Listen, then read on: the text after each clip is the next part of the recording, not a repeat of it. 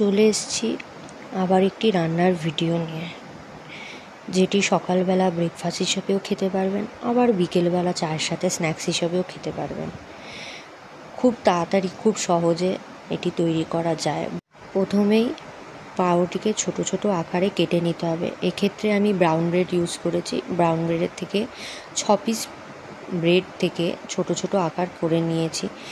তারপর কড়াইতে সাদা তেল দিয়ে বা বাটার দিয়ে, আপনাদের যেটি সুবিধা হবে সেটি দিয়ে পাউরুটিটাকে একটু ভেজে নিতে হবে, টোস্টের মতন, হালকা হালকা টোস্টের মতন ভেজে নেবে। তারপর ওইটাকে পাত্রে তুলে রেখে আবার কড়াইতে 1 চামচ সাদা তেল দিয়ে তার মধ্যে 1 চামচ কালো সর্ষে ও 1 চামচ ছোলার ডাল দিয়ে ভালো করে মিশিয়ে ভেজে নেবেন। ভাজাটি ঠিক মতন হয়ে গেলে 2 চামচ আদা কুচি, লঙ্কা কুচি আপনাদের ঝাল অনুযায়ী করে নেবেন।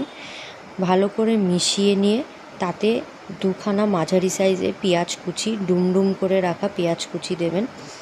ওইটি ভালো করে ভাজা হয়ে গেলে অল্প কিছু পরিমাণে কারি পাতা দিয়ে তাতে স্বাদ মতো নুন, 1 চামচ হলুদ গুঁড়ো, 1 চামচ কাশ্মীরি লঙ্কা গুঁড়ো দিয়ে ভালো করে মিক্সড করে নেবেন।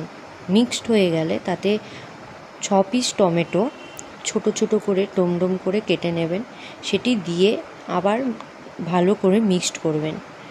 সেই মিক্সটি হয়ে গেলে আপনাদের মত অনুযায়ী আপনারা যতটা টক দই দেবেন, এক্ষেত্রে আমি 3 চামচ টক দই দিয়েছি। 3 চামচ টক দই দিয়ে ভালো করে মিক্স করে নিয়ে ওখান থেকে হালকা হালকা তেল ছাড়ার পর একটু উষ্ণ গরম জল দিয়েছি। গরম জল দিয়ে ভালো করে আবার ওতে মিক্স করার পর 1/2 চামচ চিনি দিয়েছি। চিনিটা ভালো করে নেড়ে চেড়ে নিয়ে পাউরুটিটাই দিয়েছি।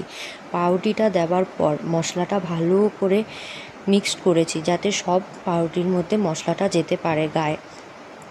এটি হয়ে গেলে যদি বেশি ড্রাই মনে হয়ে যায় তাহলে অল্প জল দিতে পারেন। এখানে আমি অল্প জল দিয়েছি। সব শেষে সব ঠিক মতন হয়ে গেলে, মিক্সড হয়ে গেলে সব শেষে অল্প পরিমাণ ধনেপাতা দিয়ে নাড়াচাড়া করে পরিবেশন করুন। যদি ভালো লেগে থাকে তাহলে অবশ্যই সাবস্ক্রাইব করে একটি লাইক করে দেবেন।